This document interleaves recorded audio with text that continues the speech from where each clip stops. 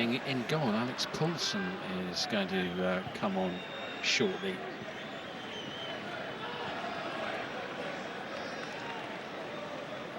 To wait for the next break in play. Anderson.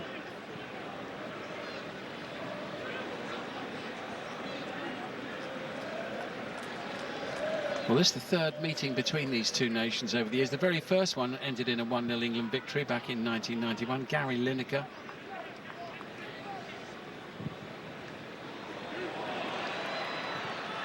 Scoring the only goal of that one. Byrne underneath it.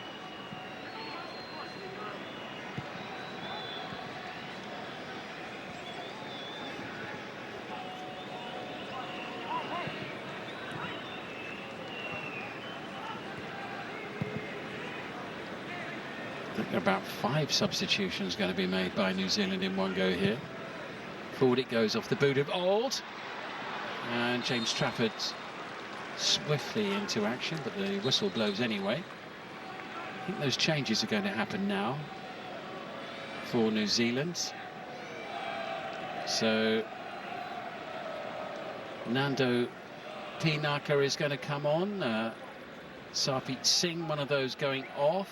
Max Crocombe, the goalkeeper, off. Callum McCowart is on. And we're seeing Callan Elliott and Lachlan Bayliss, as well as the goalkeeper Alex Poulsen. I think that just about covers it. There's a lot going on down there.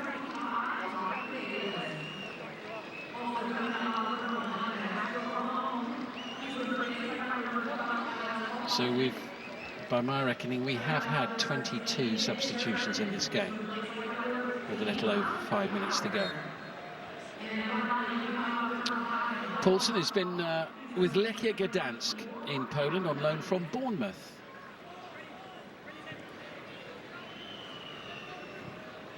Tenth cap for Callan Elliott, a right back from Auckland. Lachlan Bayliss, third cap for the Newcastle Jets midfielder.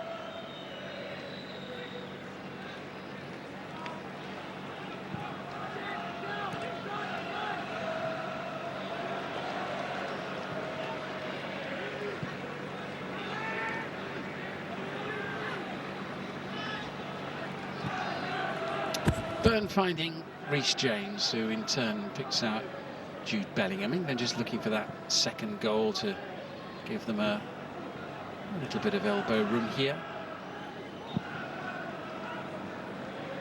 Just enough on that from Reece James.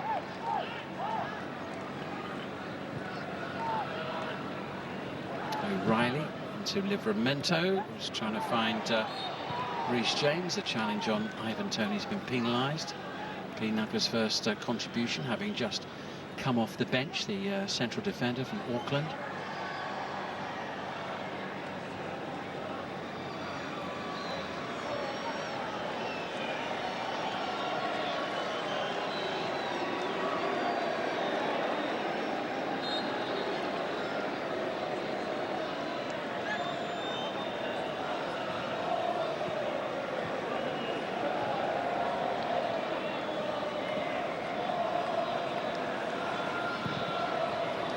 Anderson's pass is an excellent one, collected by Anthony Gordon, who goes for goal and brings a straightforward save. First touch of the ball for Alex Poulsen, the substitute goalkeeper for New Zealand. He had a great Champions League campaign, Anthony Gordon, this past season. 10 goals for Newcastle in the Champions League. He only scored 7 domestically all season. 4 of them were penalties, but unstoppable in the Champions League. There's space here now for Callan Elliott. Support provided by Randall. Elliott.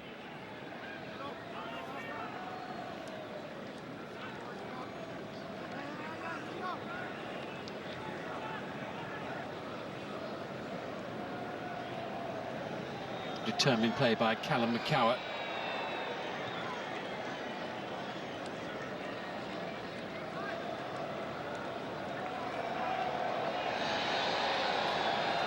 Good play, Dan Byrne. Nicely done. Ingamoa has been loitering on that far touchline, away from the first, away from the second, and fouled by the third. What a handful he is.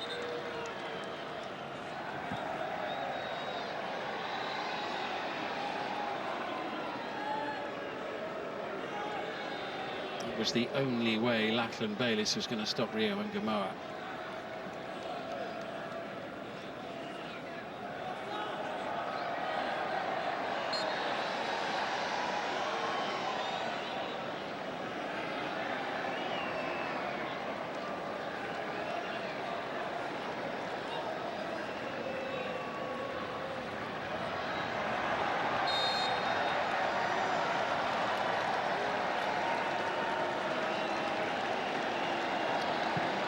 Reece James to send this one in, up towards Dan Burn. Well dealt with, though, by the New Zealand defence.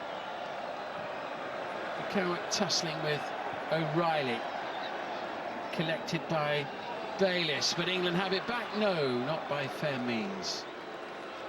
It'll be a free kick. Is that Harry Kane header going to be the only goal of the match? It's the only one we've seen with just 2 minutes remaining. It did come very late in the first half.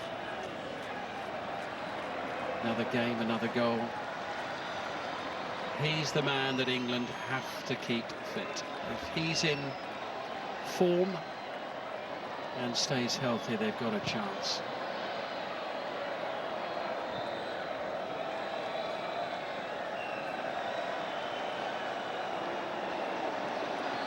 Into the last minute of the 90.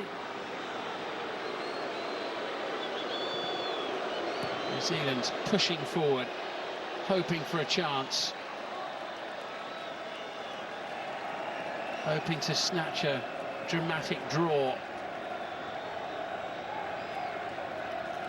It open up for Callum McCowan. The block is made by Anderson. Bellingham tries to bring it away, gets the free kick. Keen to get on with it, can't blame him for that. 15 seconds remaining plus added time. Here comes Gordon. They're quick to converge on him. I'm interested to hear the thoughts of Thomas Tuchel after the match, though he won't be reading too much into this game either way. He just wants his players to get some minutes in the conditions and to stay fit. 4 additional minutes.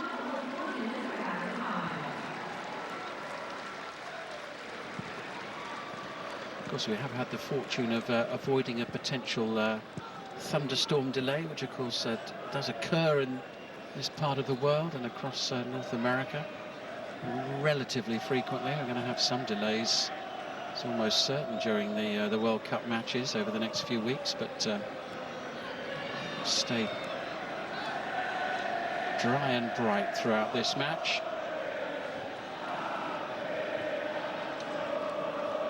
Bellingham.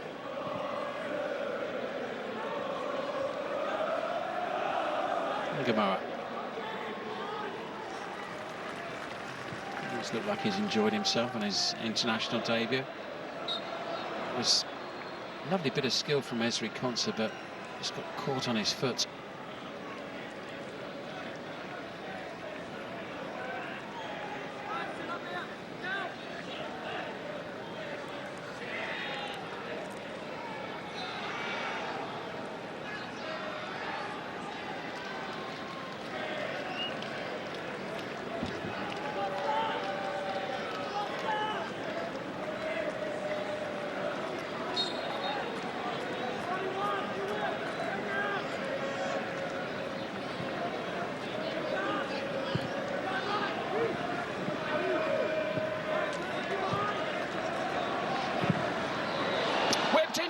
Tony, that was a rare second half goal-scoring opportunity.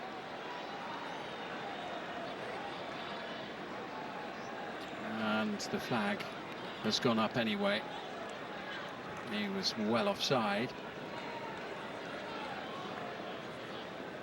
But he normally eats those sort of opportunities for lunch, no problem.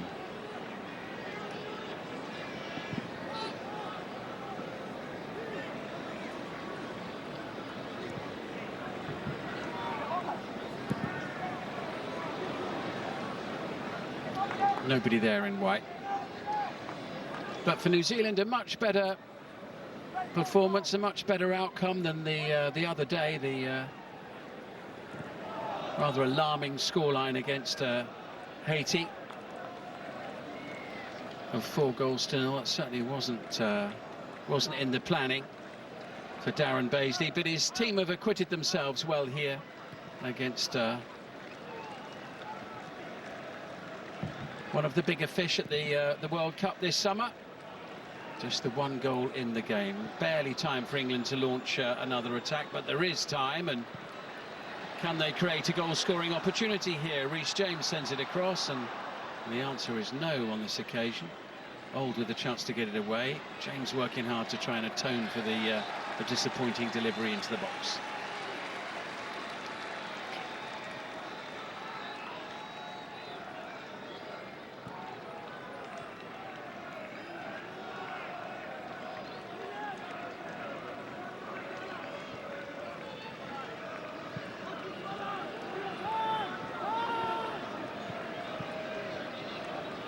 Rio Ngamoa. Lovely play. And still.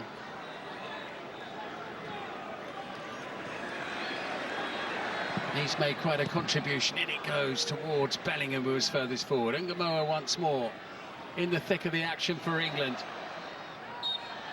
But conceding a free kick. And that might just about be it. And indeed it is. And not for the first time in recent years. It's a Harry Kane contribution that makes the difference for the Three Lions of England. And this the first of the 2 warm-up matches in the space of a few days in Florida, just ahead of the FIFA World Cup finals. This match decided by a flicked header from England's captain shortly before the half-time interval. Not a game to linger long in the memory. These pre-World Cup friendlies never are they? But England have won the match. New Zealand will be much happier with their efforts than on Wednesday against Haiti. It's finished in Tampa. England 1, New Zealand 0.